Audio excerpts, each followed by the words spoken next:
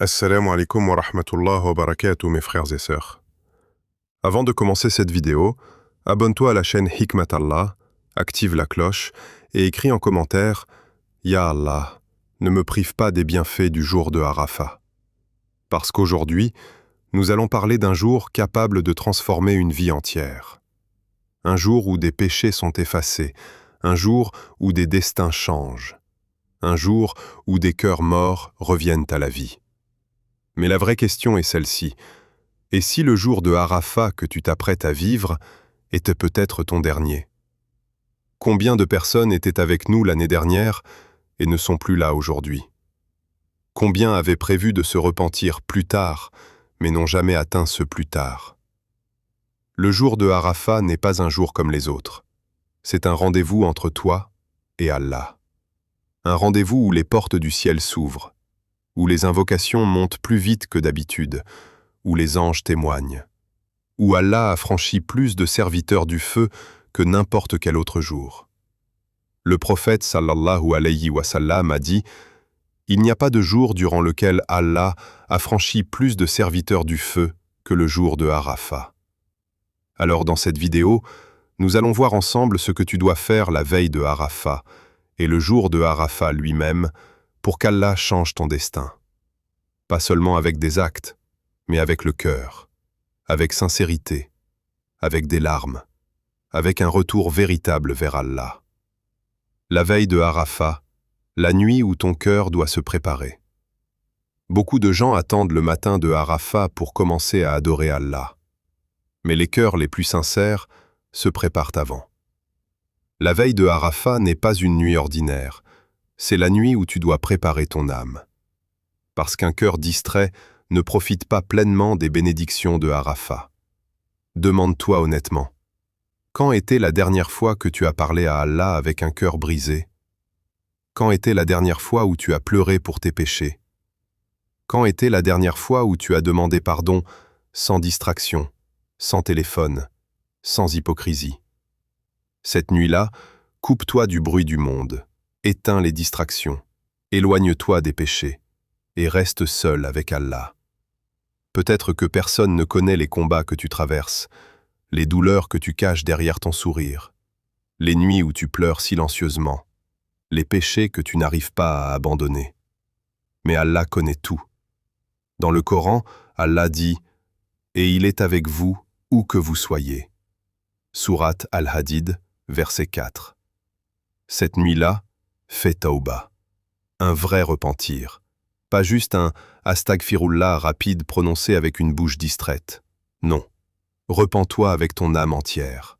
Dis à Allah, Ya Allah, je suis fatigué de cette version de moi-même, je suis fatigué des péchés, fatigué de m'éloigner de toi. Ramène-moi vers toi avant qu'il ne soit trop tard. Et peut-être que cette nuit-là, sans que tu le réalises, Allah décidera déjà de changer ta vie.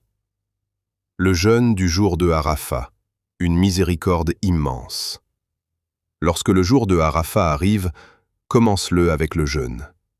Le prophète sallallahu alayhi wa sallam a dit « Le jeûne du jour de Arafat expie les péchés de l'année passée et de l'année à venir. » Subhanallah, imagine cela un instant. 2 années de péchés effacés grâce à un seul jour de jeûne sincère. Mais attention, le vrai jeûne n'est pas seulement celui de l'estomac. C'est aussi le jeûne des yeux, le jeûne de la langue, le jeûne du cœur. À quoi sert de jeûner si nos yeux continuent de regarder le haram? À quoi sert de jeûner si notre langue continue de blesser les autres? Le jour de Arafat doit être un jour de purification complète. Un jour où tu t'éloignes de tout ce qui éloigne ton cœur d'Allah. Et même si tu as commis énormément de péchés, ne pense jamais qu'Allah ne peut pas te pardonner. Allah dit dans le Coran « Ô mes serviteurs qui avez commis des excès à votre propre détriment, ne désespérez pas de la miséricorde d'Allah. » Sourate Az-Zumar, verset 53. Ce verset est une lettre d'amour d'Allah pour les pécheurs qui veulent revenir à lui. La plus grande adoration de Arafat, l'invocation. Le jour de Arafat est le jour des invocations. Le prophète sallallahu alayhi wa sallam a dit La meilleure invocation est l'invocation du jour de Arafat. Et pourtant, beaucoup passent cette journée sur TikTok, Instagram ou dans des discussions inutiles. Alors que peut-être, c'était le jour où Allah voulait accepter leur dua. Imagine une personne qui lève les mains vers Allah avec sincérité. Une femme qui demande à Allah de guérir son cœur brisé. Un homme qui demande pardon après des années de péché. Quelqu'un qui demande la guidance. Quelqu'un qui demande un miracle. Et au-dessus des 7 cieux, Allah entend chacune de ces invocations. Subhanallah, tu n'as peut-être personne à qui parler, mais tu as Allah.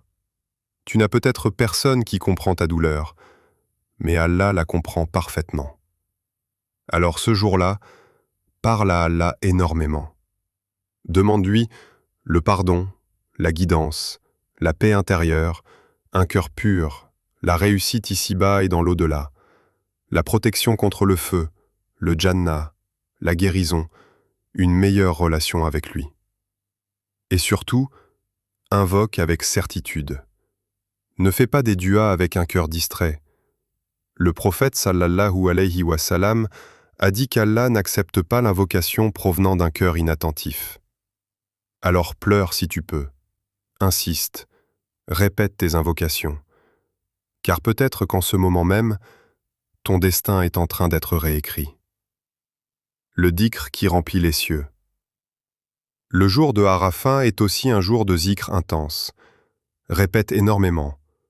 Subhanallah, Alhamdulillah, Allahu Akbar, La ilaha illallah, Astaghfirullah.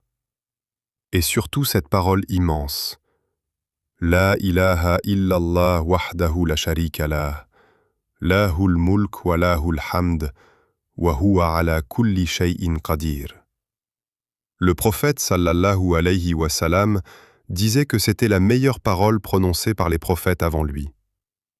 Imagine les montagnes de récompenses que tu peux accumuler en quelques heures seulement. Mais le plus beau dans le zikr, ce n'est pas juste la récompense, c'est ce qu'il fait au cœur. Le zikr apaise les âmes fatiguées, il guérit les cœurs anxieux, il rapproche d'Allah.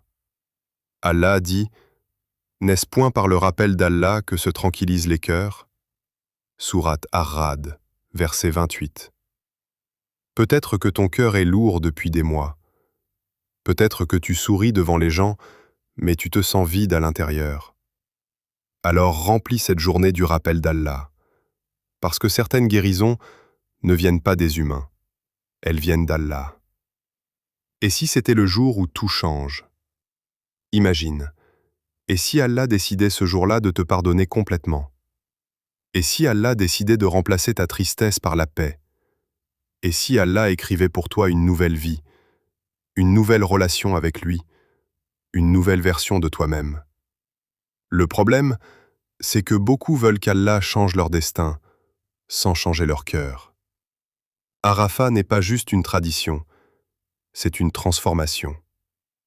Peut-être qu'Allah t'a permis d'atteindre ce jour de Arafat parce qu'il veut te rapprocher de lui, parce qu'il ne t'a pas oublié, même après tes péchés, même après tes erreurs, même après toutes les fois où tu t'es éloigné.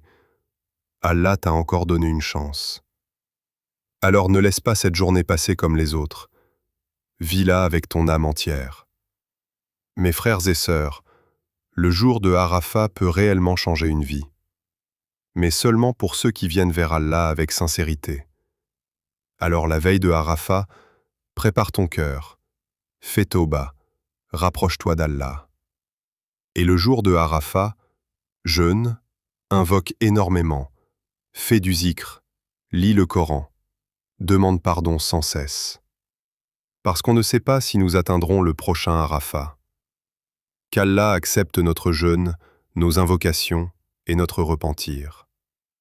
Qu'Allah change nos cœurs avant que la mort ne nous surprenne, et qu'il nous compte parmi ceux qui seront pardonnés le jour de Arafat.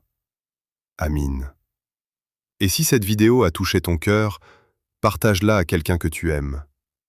Peut-être qu'un simple partage sera la cause de la guidance d'une personne.